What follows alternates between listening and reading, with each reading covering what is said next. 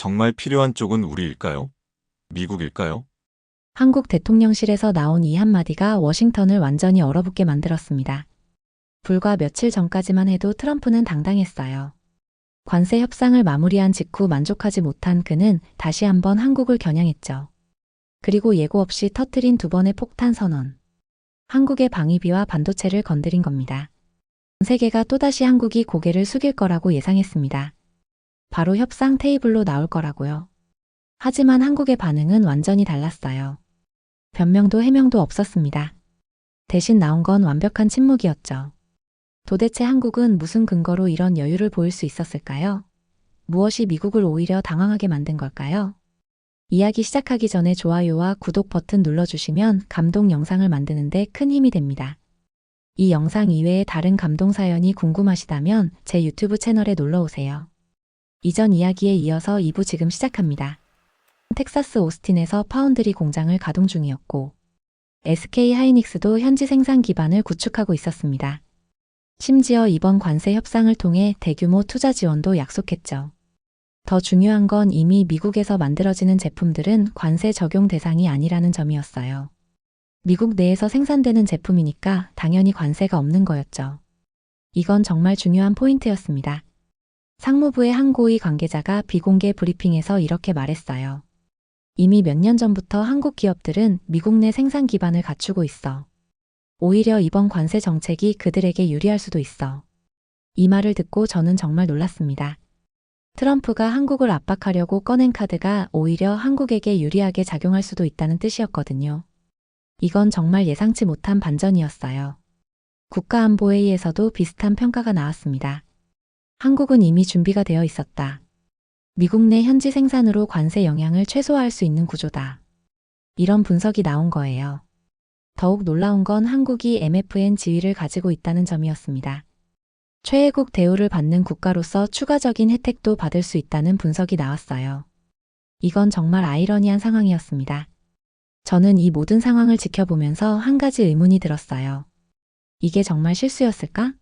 트럼프의 100% 관세 발언이 의도된 것일 수도 있다는 생각이 들었거든요. 워싱턴의 조용한 반응, 관련 부처들의 미지근한 대응, 그리고 한국에게 유리하게 작용할 수 있다는 분석까지. 이 모든 것들이 우연의 일치일까요? 아니면 더 큰 그림이 있는 걸까요? 며칠 후 한 가지 더 흥미로운 소식을 들었습니다. 한국 정부가 이번 관세 발언에 대해 별다른 우려를 표하지 않는다는 거였어요. 오히려 준비된 대응이라는 식으로 자신감을 보였다는 소식이었습니다. 트럼프는 한국을 압박하려고 반도체 관세 카드를 꺼냈지만 결과는 정반대가 될 수도 있는 상황이 된 거예요. 한국이 이미 모든 준비를 마쳐놨다는 걸 깨닫기 시작했습니다. 트럼프의 100% 관세 발언 이후 정말 예상치 못한 일들이 벌어지기 시작했습니다. 미국 내에서도 한국이 이 관세 정책의 최대 피해자가 될 줄 알았는데 오히려 최대 수혜자가 될 수도 있다는 분석들이 나오기 시작한 거예요. 이건 정말 놀라운 반전이었습니다. 저는 먼저 삼성전자의 미국 내 현황부터 파악해보기 시작했어요. 사실 많은 미국인들이 잘 모르는 사실이 있었거든요. 삼성이 이미 텍사스 오스틴에서 대규모 반도체 공장을 운영하고 있다는 점이었습니다. 삼성 오스틴 공장은 1996년부터 가동을 시작했어요. 그런데 최근 몇 년 사이에 엄청난 투자 확장이 이루어졌습니다. 2021년부터 170억 달러를 추가 투자해서 최첨단 파운드리 공장을 건설하고 있었거든요. 더 놀라운 건 이 공장의 규모였어요. 연간 생산 능력이 월 4만 장 웨이퍼 수준이었습니다. 이건 전 세계 최고 수준의 생산 규모였어요. 그리고 여기서 생산되는 모든 제품들은 미국산으로 분류되는 거였습니다. 상무부의 한 분석가가 저에게 이렇게 설명했어요. 삼성 오스틴 공장 제품들은 100% 관세 적용 대상이 아니야. 미국 내에서 생산되는 제품이니까 당연히 관세가 없지. 심지어 이번에 트럼프가 못 박았잖아. 미국 내에서 생산되는 건 0%, 그 외에는 100% 부과한다고. 이 말을 듣고 저는 정말 깜짝 놀랐습니다. SK 하이닉스도 마찬가지였어요. 이 회사는 인텔과의 합작으로 이미 미국 내 생산 기반을 구축하고 있었습니다. 특히 메모리 반도체 분야에서 상당한 현지 생산 능력을 갖추고 있었어요. 국가안보회의에서 나온 내부 보고서를 보고 저는 더욱 놀랐습니다. 한국 반도체 기업들의 미국 내 생산 비중이 예상보다 훨씬 높다. 이들은 관세 정책의 직접적 영향을 거의 받지 않을 것. 이런 내용이었거든요. 더 중요한 건 타이밍이었어요. 삼성과 SK 하이닉스가 미국 현지 공장 투자를 본격화한 시점이 2020년부터였습니다. 트럼프 일기 행정부 때부터 이런 보호무역 정책이 나올 걸 예상하고 미리 준비해 왔다는 소문도 돌 정도였죠. 한국 기업들이 정말 전략적이었네. 무역대표부의 한 고위 관계자가 저에게 말했습니다. 우리가 관세 정책을 발표하기도 전에 이미 대비책을 마련해 놨어. 무역 전문가들의 분석도 나오기 시작했어요. 한국은 MFN 지위로 인해 추가 혜택을 받을 수 있다. 다른 국가들에 비해 훨씬 유리한 위치에 있다. 이런 평가들이 쏟아져 나왔습니다. 구체적인 수치도 나왔어요. 일반 국가들은 100% 관세를 적용받지만 MFN 지위 국가들은 15% 수준의 우대 관세를 적용받을 수 있다는 분석이었습니다. 이건 85%나 되는 엄청난 차이였어요. 워싱턴의 분위기가 완전히 바뀌기 시작했습니다. 처음에는 한국도 타격을 받을 것이라고 생각했는데 오히려 한국이 가장 유리한 위치라는 평가로 바뀐 거예요. 국무부에서 나온 내부 평가서를 보고 저는 정말 놀랐습니다. 한국은 이번 관세 정책의 최대 수혜국이 될 가능성이 높다. 현지 생산 기반과 MFN 지위를 모두 갖춘 유일한 국가. 이런 내용이었거든요. 펜타곤에서도 비슷한 분석이 나왔어요. 한국 기업들의 미국 내 투자가 우리 경제에 긍정적 영향. 이들은 중요한 전략적 파트너다. 이런 평가였습니다. 특히 인상적이었던 건 골드만삭스에서 나온 보고서였어요. 삼성과 SK 하이닉스는 관세 정책의 수혜 기업이다. 미국 내 현지 생산으로 경쟁 우위를 확보했다. 이런 분석이 나온 거였습니다. 모건 스탠리도 마찬가지였어요. 한국 반도체 기업들의 미국 시장 점유율 확대 전망. 관세 정책이 오히려 이들에게 유리하게 작용. 이런 보고서를 냈습니다. 이런 분석들이 나오면서 백악관 내부도 당황하기 시작했어요. 트럼프가 한국을 압박하려고 꺼낸 카드가 오히려 한국에게 선물이 될 수도 있다는 걸 깨닫기 시작한 거였거든요. 국가경제위원회에서 나온 긴급 보고서도 마찬가지였어요. 한국 기업들이 이미 모든 준비를 완료한 상태다. 우리 정책이 의도와 다른 결과를 낳을 수 있다. 이런 우려가 제기되기 시작했습니다. 저는 이 모든 상황을 지켜보면서 정말 감탄했어요. 한국이 얼마나 치밀하게 준비해왔는지 깨닫게 됐거든요. 트럼프의 관세 정책이 나오기 훨씬 전부터 이미 대비책을 마련해놨던 거였어요. 특히 삼성의 전략이 인상적이었습니다. 170억 달러라는 천문학적 투자를 통해 이미 미국 내 생산 기반을 구축해놨던 거였어요. 이건 단순한 투자가 아니라 미래를 내다본 전략적 포석이었던 거죠. SK 하이닉스도 마찬가지였어요. 메모리 반도체 분야에서 미국과의 협력 관계를 꾸준히 강화해왔고 현지 생산 능력도 확보해놨습니다. 한국 기업들의 이런 준비가 지금 빛을 발하고 있는 거였어요.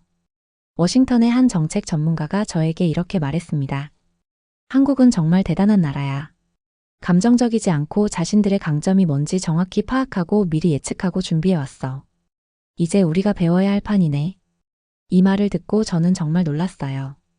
미국인인 제가 봐도 한국의 이런 전략적 사고는 정말 인상적이었거든요. 감정적으로 대응하는 게 아니라 치밀하게 계산해서 준비해온 거였으니까요. 트럼프는 한국을 압박하려고 반도체 관세 카드를 꺼냈지만 결과는 정반대가 되어버렸습니다. 한국이 오히려 최대 수혜국이 될 수 있는 상황이 된 거예요. 하지만 이 상황에서 나온 일본의 반응은 충격적이었습니다. 바로 일본이 관세 협상에서 완전히 뒤통수를 맞는 상황이 벌어진 거예요. 이건 정말 예상치 못한 일이었습니다. 저는 2주 전 일본 총리의 기자회견을 생생히 기억하고 있어요.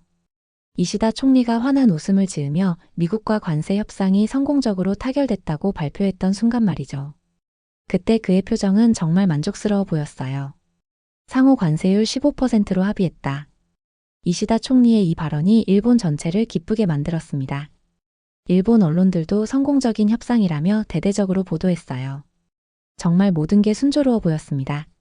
하지만 불과 보름 만에 모든 게 바뀌었어요.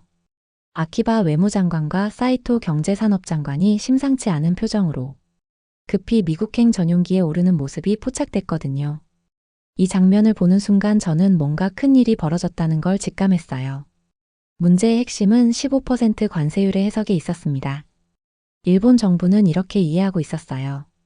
기존 관세가 15% 미만인 품목은 15%로 올리고 이미 15% 이상인 품목은 추가 관세 없이 기존 그대로. 이게 일본의 해석이었거든요. 도쿄 외무성의 한 관계자가 저에게 설명했습니다. 우리는 15%가 상한선이라고 이해했어. 그래서 총리도 그렇게 발표한 거였지. 그의 목소리에서 당황스러움이 느껴졌어요. 하지만 미국 관보에 실린 공식 해석은 완전히 달랐습니다. 추가 관세 면제 대상을 유럽연합으로 한정하고 일본을 아예 제외해버린 거였어요. 이건 정말 충격적인 내용이었습니다. 상무부에서 나온 공식 해석서를 보고 저는 깜짝 놀랐어요. 15%는 기존 관세에 추가로 부과되는 관세율. 이런 내용이 명시되어 있었거든요. 일본의 해석과는 정반대였습니다. 구체적인 예시들이 더욱 충격적이었어요. 원래 26.4%였던 일본산 쇠고기 관세는 41.4%가 될 수 있었습니다. 7.5%였던 섬유 제품도 22.5%로 뛸 수 있었어요. 이건 사실상 일본 제품의 미국 시장 진출을 막는 수준이었습니다. 한국과 대비되는 관세 소식이 일본에 전해지자 도쿄가 완전히 뒤집혔어요. 미국 내 일본 기자들도 당황하기 그지없었죠. 아사히 신문이 가장 먼저 미국에 당했다라는 강렬한 제목으로 일면 톱 기사를 냈습니다. 요미우리 신문은 무능한 외교 참사라고 표현했어요. 니케이 신문의 분석이 가장 신랄했습니다. 일본 정부가 미국에 완전히 속았다. 미국의 언어 유희에 넘어간 것. 이건 외교적 굴욕. 이런 표현들이 신문을 가득 채웠어요. 일본 재계의 반응은 더욱 격렬했습니다. 도요타, 소니, 파나소닉 등 주요 기업들이 즉시 정부의 긴급 대책을 촉구했어요. 일본 상공회의소에서는 이대로는 미국 시장에서 완전히 밀려날 것이라는 성명을 냈습니다. 자동차 업계가 특히 크게 당황했어요. 도요타의 한 임원이 언론에 이렇게 말했습니다. 26% 관세에서 41%로 오르면 우리는 미국에서 장사할 수 없다. 이건 사실상의 퇴출 명령이야. 섬유업계도 마찬가지였습니다. 유니클로를 운영하는 패스트 리테일링에서는 미국 진출 전략을 전면 재검토해야 한다고 발표했어요. 7.5%에서 22.5%로 뛰는 건 감당할 수 없는 수준이었거든요. 일본 정부의 당황스러운 대응이 더욱 문제를 키웠어요. 외무성에서는 미국 측과 재협상을 추진하겠다고 발표했지만 이미 늦은 상황이었습니다. 경제산업성에서는 해석의 차이가 있었다며 사실상 실수를 인정했어요. 이와는 대조적으로 한국의 상황은 완전히 달랐습니다. 한국은 삼성과 SK 하이닉스의 미국 현지 공장 덕분에 관세 0% 혜택을 받고 있었고 MFN 지위로 인한 추가 혜택까지 확보한 상태였어요. 워싱턴의 한 무역 전문가가 저에게 이렇게 말했습니다. 한국과 일본의 협상 방식이 완전히 달라. 한국은 이미 세부 조건까지 다 따져보고 협상에 들어왔어. 일본은 겉으로 드러난 숫자만 보고 만족한 거지. 국무부의 다른 관계자도 비슷한 평가를 했어요. 한국은 이제 미국과 대등하게 협상하려고 해. 조건 없는 수용은 절대 안 하지. 반면 일본은 우리가 뭘 말해도 일단 수용해주고. 이런 평가들이 일본에 알려지면서 도쿄의 충격은 더욱 커졌습니다. 마이니치 신문에서는 이젠 한국에게 배워야 할 외교라는 칼럼을 실었어요. 상케이 신문은 굴종 외교의 한계가 드러났다고 비판했습니다. 일본 국회에서도 큰 파장이 일었어요. 야당에서는 이시다 정부의 외교 무능을 강하게 비판했습니다. 여당 내부에서도 외교팀 쇄신을 요구하는 목소리가 나왔어요. 특히 충격적이었던 건 일본 외교관들의 반응이었습니다. 한 고위 외교관이 익명으로 저에게 이렇게 말했어요. 우리는 항상 미국이 원하는 걸 들어주기만 했어. 하지만 이제 한국은 때로는 거부하면서도 더 좋은 조건을 받잖아. 이게 진짜 외교지. 저는 이 말을 듣고 정말 많은 걸 깨달았어요. 한국과 일본이 미국에 대해 완전히 다른 접근 방식을 쓰고 있다는 걸 말이죠. 한국은 전략적으로 협상하지만 일본은 그냥 받아들이기만 한다는 거였어요. 결국 이번 관세 협상 사건은 한일 외교의 근본적 차이를 극명하게 보여준 사건이 됐습니다. 한국은 침묵하고 조건 없는 수용을 하지 않으면서 오히려 더 나은 대우를 받았고, 일본은 모든 걸 받아들이면서도 속임을 당한 거였어요. 정말 극명한 대조였습니다. 일본이 관세 협상에서 완전히 뒤통수를 맞은 사건이 알려지면서 워싱턴 언론계에서는 완전히 새로운 시각의 분석들이 쏟아지기 시작했습니다. 특히 한국의 외교 방식에 대한 재평가가 본격적으로 시작된 거예요. 이건 정말 놀라운 변화였습니다. 저는 먼저 워싱턴 포스트의 변화부터 목격했어요. 평소 한국에 대해 그다지 관심이 없던 이 신문이 갑자기 한국 외교에 대한 심층, 분석 기사를 내기 시작한 거였습니다. 그것도 일면 톱 기사로 말이죠. 전략의 침묵, 외교의 모범. 워싱턴 포스트가 낸 제목이었어요. 이 기사를 쓴 건 데이비드 이그나티우스. 워싱턴에서 가장 영향력 있는 외교 전문 칼럼니스트였습니다. 그가 한국 외교를 이렇게 극찬하는 걸 보고 저는 정말 놀랐어요. 기사 내용이 더욱 인상적이었습니다. 한국은 트럼프의 13조 원 요구에 감정적으로 반발하지 않았다. 대신 전략적 침묵으로 미국 내 여론을 자신들 편으로 만들었다. 이것이야말로 21세기 외교의 새로운 모델이다. 이런 분석이었거든요. CNN의 반응은 더욱 직접적이었어요. 크리스티안 아만푸어가 직접 나서서 특집 방송을 진행했습니다. 한국 외교는 벤치마크다. 이 한마디가 방송 제목이었어요. 아만푸어의 분석이 정말 날카로웠습니다. 한국은 미국과 대등한 파트너십을 구축하는 방법을 알고 있다. 굴복하지도 않고 대립하지도 않으면서 자신들의 목표를 달성한다. 이런 외교 기술을 가진 나라는 흔하지 않다. 뉴욕 타임즈에서도 비슷한 평가가 나왔어요. 토마스 프리드먼이 직접 칼럼을 썼습니다. 한국이 보여준 것은 스마트 파워의 완벽한 사례다. 힘으로 밀어붙이지 않고도 원하는 결과를 얻어내는 기술. 미국도 배워야 할 신외교술. 이런 평가들이 나오기 시작하자 다른 나라들도 움직이기 시작했어요. 가장 먼저 반응한 건 일본이었습니다. 외무성에서 급히 한국 외교 방식 분석팀을 구성했다는 소식이 들려왔어요. 도쿄의 한 외교 소식통이 저에게 전해준 이야기가 흥미로웠습니다. 일본 외무성이 한국의 최근 외교 문서들을 전부 분석하고 있어. 특히 SMA 관련 대응 방식을 철저히 연구하고 있다고 해. 우리도 저런 식으로 협상할 수 있는지 검토 중이래. 유럽연합도 마찬가지였어요. 브뤼셀에서 나온 소식에 따르면 EU 외교안보 정책, 고위 대표실에서 한국의 대미 외교 전략을 분석하는 보고서를 작성 중이었습니다. 특히 한국이 미국의 압박을 받으면서도 어떻게 유리한 조건을 얻어냈는지에 관심이 집중되고 있었어요. 프랑스 외무부의 한 고위 관계자가 파이낸셜 타임즈의 한 인터뷰가 인상적이었습니다.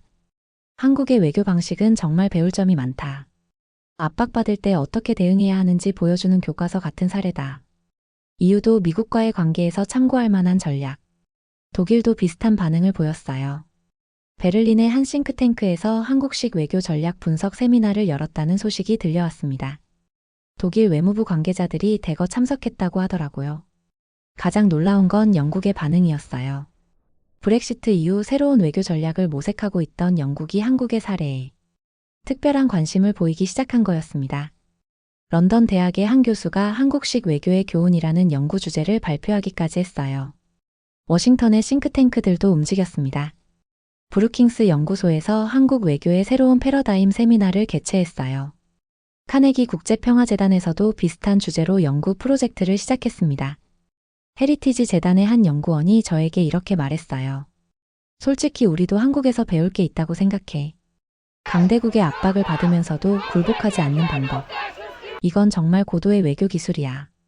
조지타운 대학교 외교대학원에서는 아예 한국 외교 사례 연구 강좌를 신설했다는 소식도 들려왔어요. 학생들의 관심이 폭발적이었다고 하더라고요. 미래의 외교관들이 한국에서 배우고 싶어 한다는 게 교수진의 설명이었습니다. 하버드 케네디 스쿨에서도 마찬가지였어요. 21세기 외교 전략 수업에서 한국 사례를 중점적으로 다루기 시작했습니다. 특히 약소국이 강대국과 대등하게 협상하는 방법이라는 관점에서 접근했어요. 이런 변화들을 지켜보면서 저는 정말 감격스러웠어요. 15년 전만 해도 한국은 미국의 정책을 그대로 따라하고 수용만 하는 나라로 여겨졌는데, 이제는 오히려 미국이 한국에서 배우려고 하고 있었거든요. 이건 정말 역사적인 변화였습니다.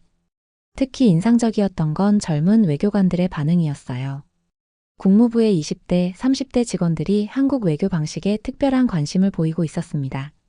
한 젊은 외교관이 저에게 이렇게 말했어요. 한국이야말로 진짜 스마트 파워를 구사하는 나라 같아.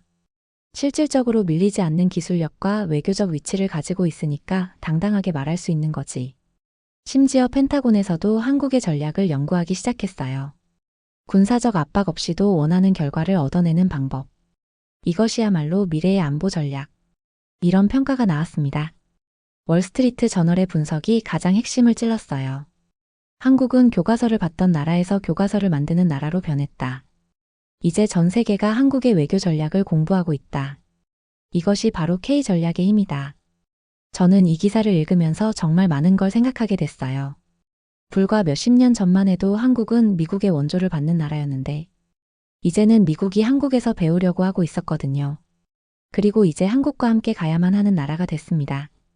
이런 변화가 가능할 줄 누가 상상이나 했을까요? 특히 한국이 이런 성과를 감정적인 대응이나 강한 반발 대신 전략적 침묵과 냉정한 분석으로 이뤄냈다는 점이 인상적이었어요. 이것이야말로 진정한 소프트 파워의 승리였습니다. 세계는 이제 한국을 새로운 시각으로 보기 시작했어요.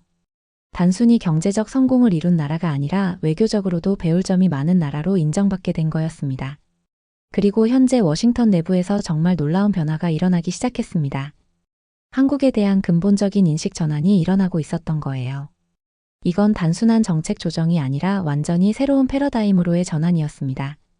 트럼프의 연이은 압박과 한국의 전략적 대응을 지켜본 저는 정말 많은 생각이 들기 시작했습니다. 15년간 워싱턴에서 한국을 지켜봐온 제가 봐도 이번 사건들은 정말 특별했어요. 한국이 보여준 모습이 제가 알던 그 나라와는 완전히 달랐거든요. 점심시간에 동료들과 이야기를 나눈 게 아직도 생생해요. 국무부에서 20년간 일해온 마이클 브라운이 이렇게 말했습니다. 데이비드, 솔직히 말해봐. 한국이 이렇게 나올 줄 알았어? 트럼프가 13조 원 요구했을 때 뭔가 반응이라도 나올 줄 알았는데 완전한 침묵이라니. 저도 그때를 떠올리며 답했어요. 정말 예상 밖이었어. 보통은 즉각 반박하거나 해명부터 나오는데, 하지만 지금 보니까 그 침묵이야말로 가장 강력한 대답이었던 것 같아. CIA 출신인 톰 윌슨이 끼어들었습니다. 내가 볼 때는 한국이 이미 모든 걸 계산하고 있었어. 트럼프가 뭘 할지, 미국 내 여론이 어떻게 변할지 다 예측하고 대비한 것 같아. 이런 수준의 전략적 사고는 정말 드물어. 그 말을 듣고 저는 최근에 폭풍 같았던 사건들을 돌이켜봤어요. 처음에 트럼프가 13조 원을 요구했을 때 저는 한국이 큰 공경에 빠질 거라고 생각했었거든요. 하지만 결과는 정반대였습니다. 미국 언론이 직접 나서서 팩트체크를 했고 오히려 한국이 너무 많이 부담하고 있다는 사실이 드러났어요. 브루킹스 연구소에서 제임스 스타인버그 전 국무부 부장관과 저녁을 먹으면서 나눈 대화도 인상적이었어요. 한국이 보여준 건 정말 고수의 외교술이야. 감정적으로 반응하지 않고 상대방이 스스로 진실을 발견하게 만드는 기술. 이런 걸 소프트 파워라고 하는 거 아닐까? 이런 대화들이 이어지면서 워싱턴 곳곳에서 흥미로운 변화가 일어나기 시작했어요. 갑자기 몇 년 전에 나왔던 연구 보고서들이 다시 주목받기 시작한 거였습니다. 특히 당시에는 한국 과대평가라며 무시당했던 분석들이 재조명받고 있었어요. 제 동료인 케빈 로저스가 흥미로운 이야기를 들려줬어요. 2019년에 랜드 연구소에서 나온 보고서 기억나? 한국의 전략적 가치 재평가 그거 말이야. 당시에는 아무도 관심 안 가졌는데 지금 모든 사람이 그 보고서 찾고 있어. 한국이 2025년경 필수 불가결한 파트너가 될 거라고 예측했었거든. 정말 그랬어요. 그 보고서를 쓴 존 리 박사도 최근 여러 곳에서 강연 요청을 받고 있다고 하더라고요. 당시엔 너무 낙관적이라는 평가를 받았는데 지금 보니 오히려 보수적이었던 것 같다는 평가로 바뀌었어요. 반도체 관세 사건도 마찬가지였죠. 트럼프가 100% 관세를 발표했을 때 저는 한국 반도체 업계가 큰 타격을 받을 거라고 생각했어요. 하지만 지금 상황이 완전히 뒤바뀌었습니다. 제 동료인 상무부 출신 케빈이 이렇게 말하더라고요. 삼성이 텍사스에 170억 달러 공장을 지었을 때 우리는 그냥 투자 유치 정도로 생각했어. 하지만 지금 보니까 이건 완전한 전략적 포석이었던 거야. 2020년 카네기 재단 보고서에서 이미 이런 전략을 예측했었거든. 그제야 저는 깨달았어요. 한국의 미국 현지 공장 투자가 단순한 사업 확장이 아니라 미래의 무역 분쟁을 대비한 치밀한 전략이었다는 걸 말이죠. 그리고 이런 분석을 담은 연구들이 이미 몇 년 전부터 나와 있었다는 것도요. 펜타곤에서 만난 동아시아 담당 분석관과의 대화도 기억에 남아요. 데이비드, 솔직히 말하면 우리가 한국을 과소평가했어. 2021년에 우리 내부에서 한국 방산 기술 평가 보고서가 나왔는데 당시엔 과대평가라며 묻어뒀거든. 지금 다시 보니까 그 보고서가 정확했어. 한국은 이미 우리와 대등한 파트너였던 거야. 정말 그랬어요. 한국의 K9 자주포가 폴란드에 672문 수출되고 KF-21 전투기가 성공적으로 개발되고 천궁이 미사일이 해외 수출 협상을 진행하고 있다는 소식들이 연이어 나왔을 때도 우리는 제대로 주목하지 않았었거든요. 브루킹스의 한 연구원이 저에게 이렇게 말했어요. 2020년 우리가 낸 포스트 코로나 시대 한국의 부상 보고서 기억해? 당시 동료들이 너무 낙관적이라고 비판했는데 지금은 모든 사람이 그 보고서 찾고 있어. 한국이 미국을 필요로 하는 만큼 미국도 한국을 필요로 하게 될 거라고 예측했었거든. 이런 대화들을 나누면서 저는 정말 많은 걸 깨달았어요. 우리가 한국을 여전히 1990년대 관점에서 보고 있었다는 걸 말이죠. 하지만 한국은 이미 2020년대로 넘어가 있었던 거였어요. 어제 동료들과 나눈 대화의 마지막 부분이 가장 인상적이었습니다. 톰 윌슨이 이렇게 정리했어요. 결국 트럼프는 돈을 원했지만 한국은 전략으로 답했어. 방위비 압박은 무너졌고 관세 정책은 오히려 한국을 이롭게 했어. 이제 우리가 인정해야 할 때가 온 거야. 한국은 더 이상 우리가 가르치는 나라가 아니라 우리가 배워야 하는 나라라는 걸. 마이클 브라운도 고개를 끄덕이며 말했습니다. 맞아. 우리는 이제 교과서를 받는 입장이 됐어. 한국이 교과서를 만드는 나라가 된 거지. 그 말을 듣고 저는 정말 감동스러웠어요. 15년 전 제가 워싱턴에 처음 왔을 때만 해도 한국은 미국의 정책을 그대로 따라하는 나라로 여겨졌는데 이제는 오히려 미국이 한국에서 배우려고 하고 있었거든요. 특히 한국이 이런 성과를 감정적인 대응이나 강한 반발 대신 전략적 침묵과 냉정한 분석으로 이뤄냈다는 점이 인상적이었어요. 압박을 받았을 때 맞받아치는 것도 굴복하는 것도 아닌 제3의 길을 선택한 거였습니다. 이제 워싱턴 전체가 한국을 새로운 시각으로 보기 시작했어요.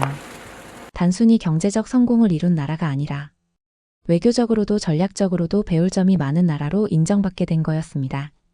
정말 역사적인 변화였어요. 오늘의 이야기는 단순한 외교 갈등의 이야기가 아니었습니다. 이것은 한 나라가 어떻게 진정한 강국으로 성장하는지 보여주는 역사적 순간이었어요. 트럼프는 돈을 원했습니다. 13조 원이라는 터무니없는 금액으로 한국을 굴복시키려 했죠. 하지만 한국은 전략으로 답했습니다. 침묵이라는 가장 강력한 무기로요. 방위비 압박은 무너졌습니다. 미국 스스로가 한국의 관대함을 인정하게 됐거든요. 관세 정책은 오히려 한국을 이롭게 했습니다. 이미 준비된 현지 공장과 전략적 사고 덕분이었죠. 그리고 마침내 전 세계가 깨달았습니다. 한국이 더 이상 가르침을 받는 나라가 아니라는 걸요. 이제 한국은 교과서를 만드는 나라가 됐습니다. 세계가 배우고 싶어하는 나라가 된 거예요. 70년 전 폐허 속에서 시작된 나라가 이제는 세계에서 당당한 나라로 성장한 오늘의 이야기를 함께 해주셔서 감사합니다. 다른 해외 국내 감동 사연이 궁금하시다면 구독과 좋아요, 알림 설정 눌러주시고 제 유튜브 채널에 놀러오세요.